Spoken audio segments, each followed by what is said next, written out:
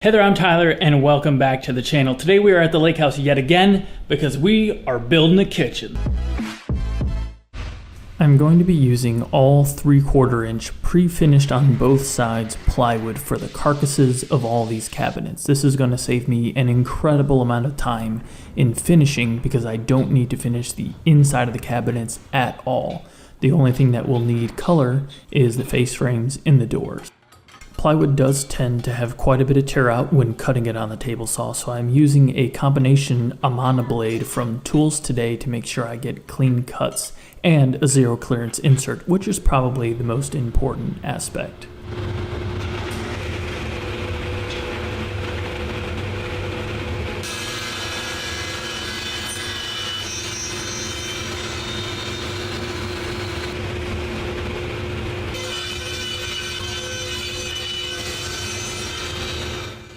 Cut up all the pieces for the carcasses, and then some smaller pieces which will act as the cross members to assemble the carcasses themselves.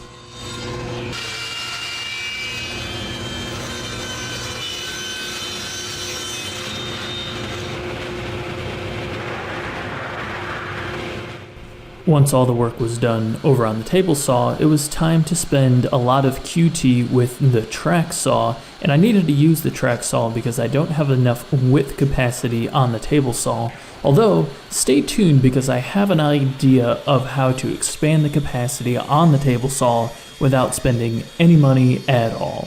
Anyway, the track saw from Craig did great work on these pieces of plywood. I did notice a little bit of tear out, and that was easily fixed by lowering the blade guard on the front of the saw, and this helped prevent immensely the amount of chip out. You can see the blue guard in front of the blade there. That's what I'm talking about.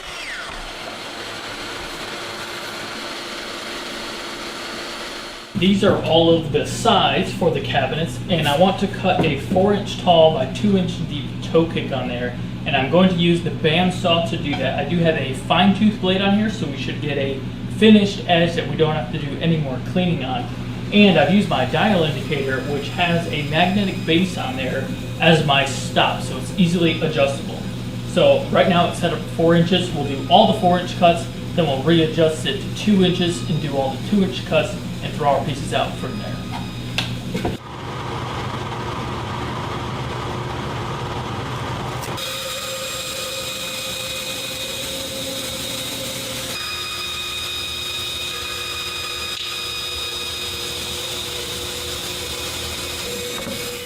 Once I had all those toe kicks cut out, it was over to the miter saw station to cut down all of those cross members and a bunch of shelves, which were easier to cut on the miter saw by flipping the boards over than using the track saw or the table saw. Again, over here on the miter saw, I noticed a little bit of tear out, and there's no zero clearance insert on here. And then to make one quickly, I used some zero clearance tape from Fast Cap that I just taped on the throat of the saw, cut it nice and fresh, and that completely got rid of the tear out. Such a great little trick. Then it was on to cutting a whole bunch of shelves, as you can see right here, actually wider than the capacity of the miter saw, but because I have that repeatable stop block, I simply flip the board over and carry on. Here you can see a great shot of those clean cuts. If you ever do undertake a project like this, I highly recommend marking all of your pieces so you don't lose track of where you are and what you got. There was tons of pieces. I don't even know how many for this big kitchen build out.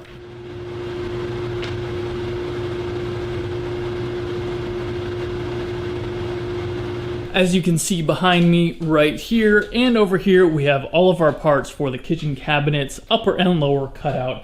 I have divided them into little stacks, which are each individual cabinet, and we have all of the bases with the toe kick cut right over there. Now, a bit of an issue is that this is all pre-finished plywood.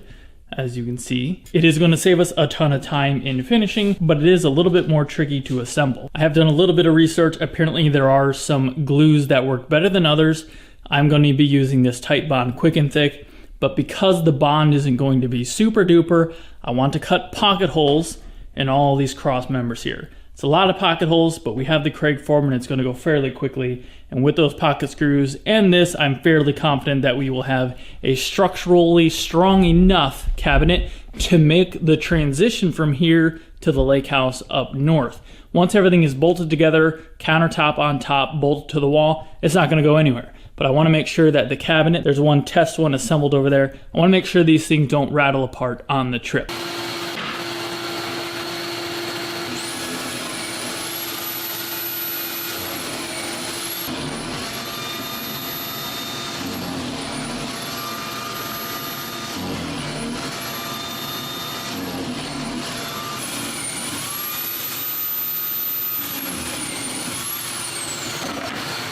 I did say I was going to use pocket screws. I am, and I've decided I'm also going to be using some brad nails to pin everything in place, and then I will add the pocket screws because it's easier to go about that way than clamping and trying to get everything nice and even. So we will be using glue, we will pin everything, and then we'll add the pocket screws, and I like to work my way across so that I can get everything nice and square. We will start with our supports here, and then we will put nails and glues on the bottom of the other side, put our base into place, and this will help square everything up, and then we will assemble the top completely, and our cabinet is done.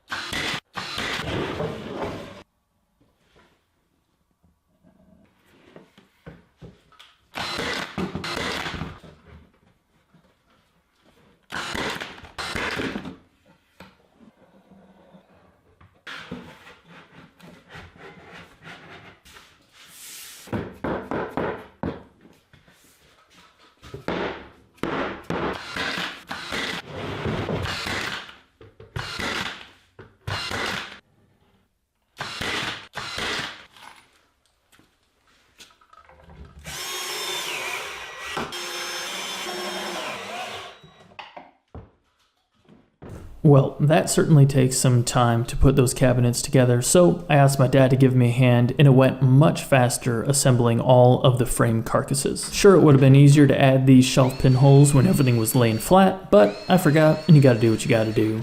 I also covered all of the pocket holes, which will be visible when we are sitting at the table where these cabinets are gonna go. Quick work with some wood putty, and you won't even see them when we get some color put on here. The distributor that I got all of the poplar for this project from actually sells what they call cabinet facing poplar in this case. They also sell it in cherry, I believe. What this is 3/4 of an inch thick, and the thickness that I requested in this case is going to be for the face frames. Back there I also have wider material, which is going to be for the doors. But if I was to get 4/4 material, which is actually like 15/16 of an inch from a distributor, I would have had to mill that all down to 3/4 of an inch and then cut it down to the width that I need. And that would have taken forever. And this was actually cheaper to buy this cabinet facing material than it was to buy the rough lumber and mill it down myself. So by golly, what a great deal. Let's get chopping all this up on the miter saw, and then we're gonna drill some pocket holes and make some base frames.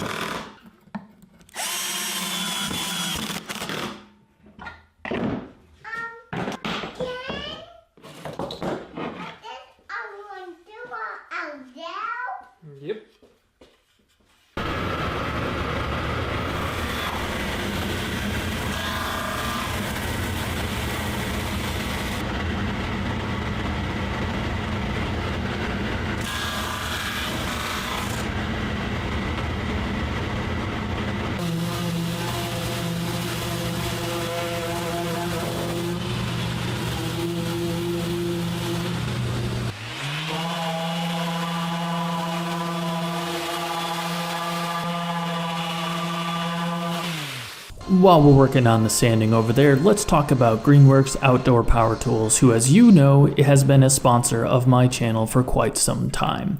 If you got a Greenworks 60 volt Pro battery, you can do all sorts of things, like clean your leaves, which I did our whole yard with 2 batteries today, which was awesome. And they even have this 300 watt inverter, which allowed me to use the same batteries that I already had with me to keep everything charged and my cameras charging up while we were working at the lake house and the electricity was out. Check out Greenworks, link down in the description below, and thanks Greenworks for sponsoring the channel. Going to be using General Finishes product on these cabinets, and we're going to be using a tinted top coat of polyurethane, and I'm going to be using what General Finishes calls their white undercoat. It is similar to their sanding sealer, which goes underneath their Enduro Poly, but this has white pigment in it, so this should help make sure nothing shows through our top coats. This is a very thick finish. I'm going to be shooting it with my Fuji T75G gun with a 1.8 millimeter tip in it.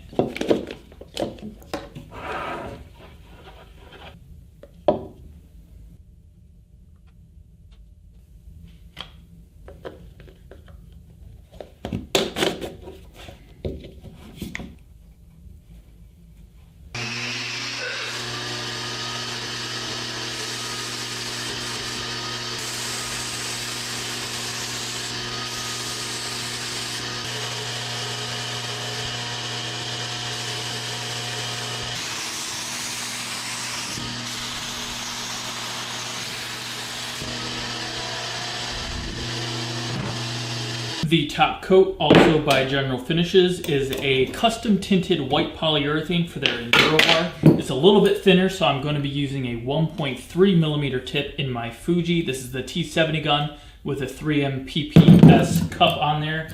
Fantastic attachments. I'll have a link down in the description to my setup that I use for all of my spraying. It's a longer video. Not a ton of views, but it's filled with great information. We're going to shoot 2 coats, see how it looks, and potentially do a third, which is the recommended amount of top coats for this General Finishes product. We did sand everything thoroughly after we shot the white undercoat, the primer on there. So we are ready to start putting some of this color down, which is Dover White by Sherwin-Williams. So for these cabinets, we did spray the unthinned white undercoat, which we saw before, and I did end up going with 3 final coats of the top coat. I sprayed 2 coats straight out of the can. In the last can, I filled my PPS cup with 13 ounces of the finish and 1 ounce of General Finishes Accelerator, and this enhances the product flow just a little bit so you get a smoother finish. CabinetParts.com reached out to me a while back to see if we could do a project together. Didn't have a project at the time, and then the lake house flooded, so we had a project. They have been gracious enough to supply almost all of the hardware that will go in these cabinets to make them functional. Hinges, drawer slides, handles, and this sweet little cabinet majigger that I'm going to show you right here. You can check them out, link in the description below, CabinetParts.com. Again, they supply most of the hardware here, so thanks to them for that. Check this out. So it's going to go right in one of the 2 smaller cabinets that we've made, and there we go. Pull out spice rack, cup rack, or something like that. Not bad and looks pretty slick. I'm only going to show attaching these face frames this one time because it is all the same except for the corner cabinet, which was a pain in the neck. But what I did was hold the face frame in place with some Bessey clamps and use some 1 1/4 inch pocket screws to fasten the face frame in place. Pretty nice.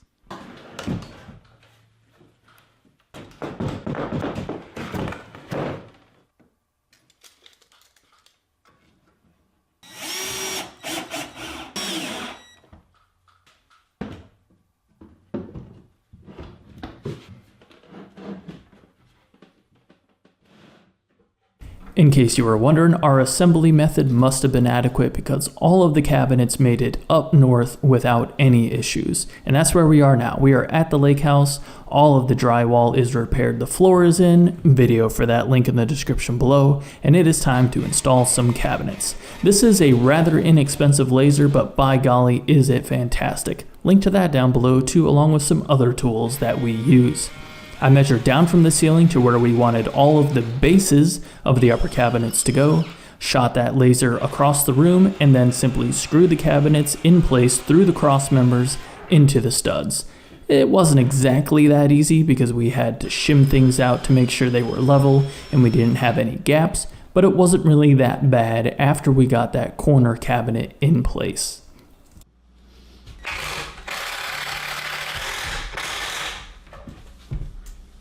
Actually, I take that back. It wasn't that bad after I got this cabinet in place because we had to completely revamp the way the vent for the microwave went through the ceiling. Before there was just a hood over the stove, but we're going to have a microwave up there now that has an external vent in it. It's not all roses and rainbows all the time, because once we got our initial batch of cabinets up here, I discovered that somewhere I had a measurement off and I had to modify the two cabinets to the right of the sink and build a completely new cabinet that was going to go to the left of the dishwasher by the electrical panel. But we got that fixed and we are ready to carry on. Setting the lower cabinets is not a very big deal either. Lots of shims, want to make sure everything is level using a combination of the laser and a regular bubble level, and screw everything into the studs. I did work my way from the middle of where we wanted the sink, which was the middle of the window, and worked my way both sides away from that point. Here is going to be the space for the dishwasher, and we have a little cabinet over here which will be for some cookie sheets and pans of that sort. Here we are assembling what is going to be not an island, I guess, but a little jetty, let's call it, with a bar top on the back side of that. Screwing things together through the face frame, we will add a 6-inch lag screw through the base of these cabinets so that if you run into it, you're not going to make everything shift. Although I think once we get the countertop in place, that won't be an issue. I did add some blocks between everything here just to make sure nothing moves.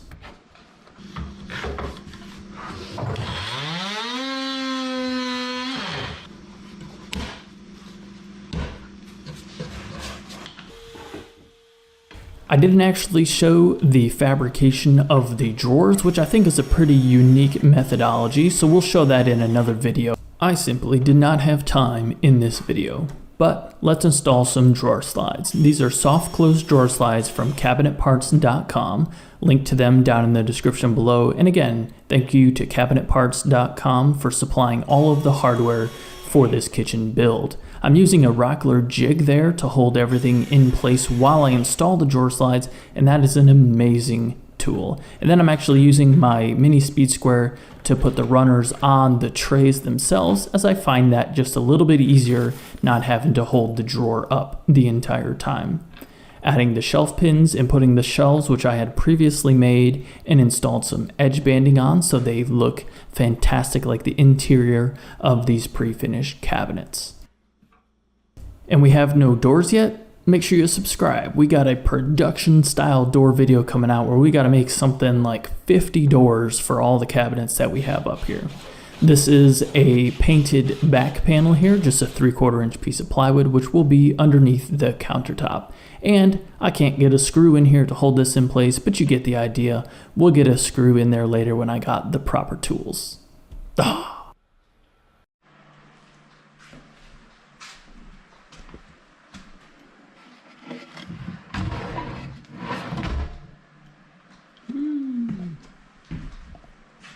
Well, that is a wrap on building and installing these cabinets, and they turned out fantastic. The finish on these is impeccable. Thanks to cabinetparts.com, who supplied all the drawer slides, shelf pins, this sweet little drawer right here, and all the hardware that we're going to be using, and you'll see that in future videos when we build the doors. And of course, thanks to Greenworks for sponsoring this video and making this channel possible.